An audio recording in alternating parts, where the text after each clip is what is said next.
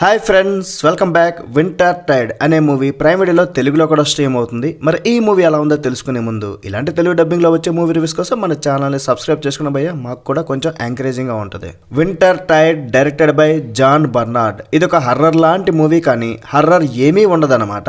చాలా తక్కువ బడ్జెట్తో తీశారు. Movie run time just 1 hour 36 minutes మాత్రమే ఉంది.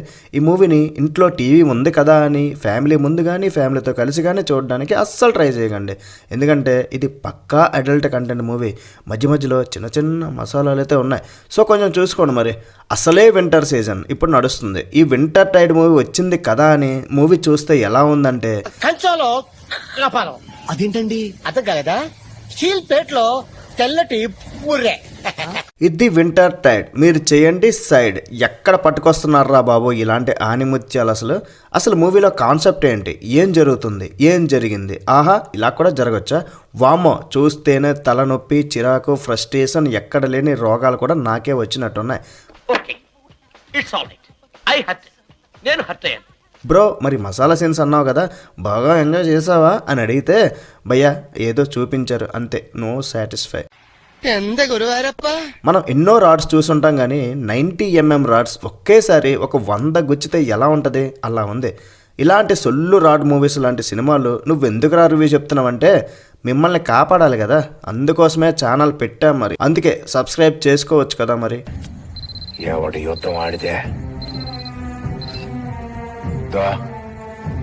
ఈ యుద్ధం కూడా ఇప్పుడు నేనే గెలిచిన, చూసుకుంటా ఎన్నైనా రానే.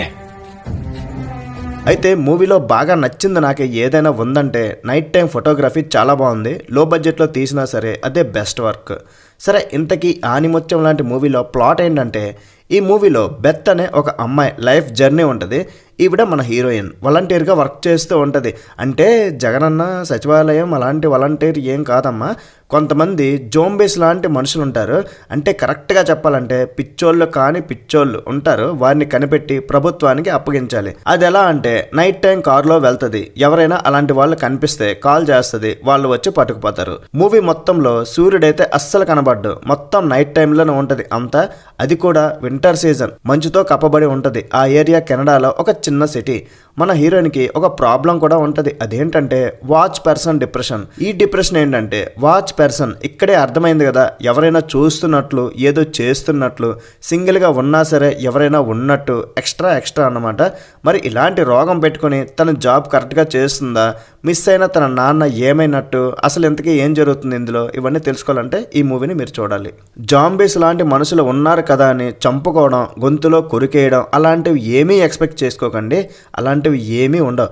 హీరోయిన్కి ఒక రోగం ఉంటుందని చెప్పాను కదా, ఏదో ఉన్నట్టు లేనట్లు అనిపిస్తుందని. ఈ మూవీ చూసినప్పుడు కూడా మీకు ఏదో ఉన్నట్లు లేనట్లే అనిపిస్తుంది, కానీ ఏమీ ఉండదు. అంతా ఖాళీయే, కేల్ కథం దుకాణం బంద్ అనమాట. మరి ఈ మూవీకి నేను ఇచ్చే రేటింగ్ ఏంటంటే 1.5 out of 5. That's it guys. ఇలాంటి మరిన్ని వీడియోస్ కోసం మన ఛానల్ సబ్స్క్రైబ్ చేసుకోండి. లైక్ చేయడం, షేర్ చేయడం, కామెంట్ చేయడం అస్సలు మర్చిపోకండి. బై బాయ్, జై హింద్.